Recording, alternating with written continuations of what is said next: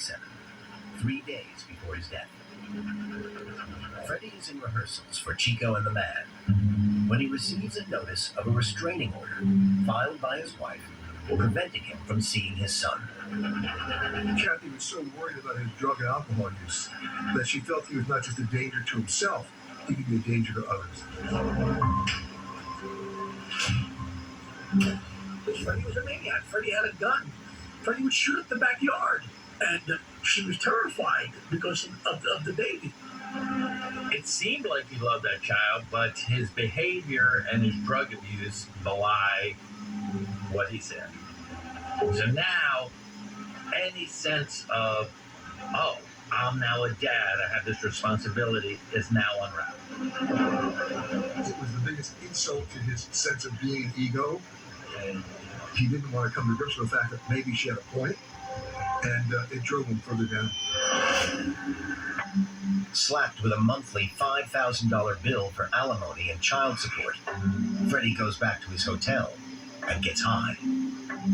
He was doing maybe 2-3 grams almost a day, and anywhere from 3 to 8 quaaludes a day, up and down. He would go up and down, up and down. He had really lost perspective, and at this point, it was just about how fast, how far, how much.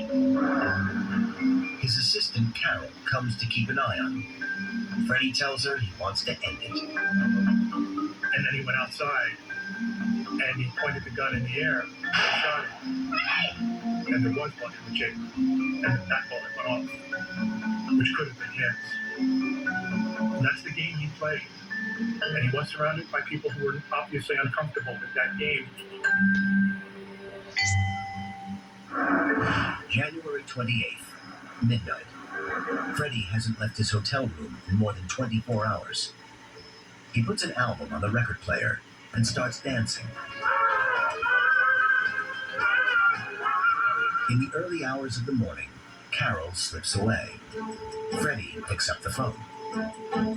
He was making phone calls. Freddie cooked up, looted out, making phone calls again. He was calling out to people, trying to reach his wife, trying to reach his kid, trying to reach his manager, trying to reach his producer, and nobody called him back. People stuck their phones off the hook. Because you would call them all night long. I would call them all night long, every hour, from midnight to 7 in the morning, He manages to reach his friend, Alan.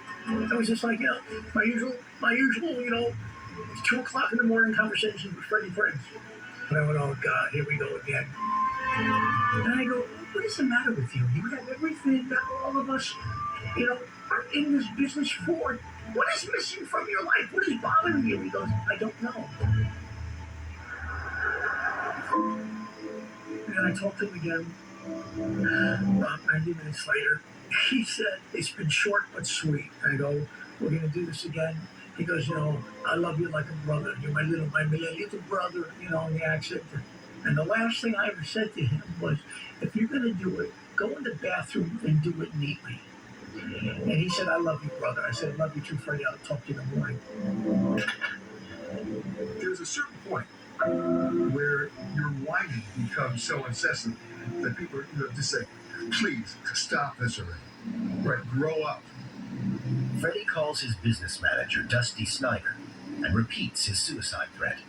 This is the first time Dusty ever got a call like that and didn't know what to do, so he went over there and saw Freddie, coked out of his mind, and moved out with a gun in his hand. He, was freaked. Dusty tries to calm Freddie down, reminding him of everything he has to live for. Dusty never experienced any of the cocaine, the gun, any of this. Every time Dusty tried to get away from it, turning around like this to her, But towards the end, he didn't listen to anybody. Nobody could talk to him. Literally, nobody could talk to him. He was on his own. Shortly after 3 a.m., Freddie calls his mother and his wife, Kathy. That he made numerous calls to say, this is it, don't blame anyone, this is my own choice, but I need peace in my life and I can't find it here. And he wrote that in a suicide note. It said, I can't go on anymore, I just want peace. P.S. Dusty's here, he's innocent and cares.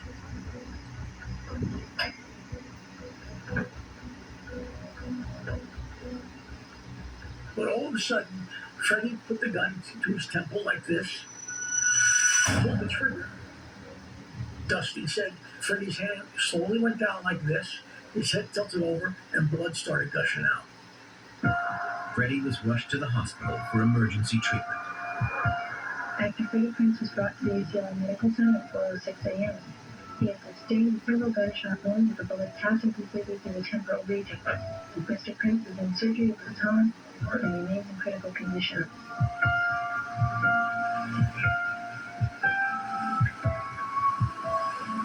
He never regained consciousness. He was put on life support. And at 1 o'clock the next afternoon, on Saturday, January 29th, they took him off the machines, and Freddie Prinze died. And they were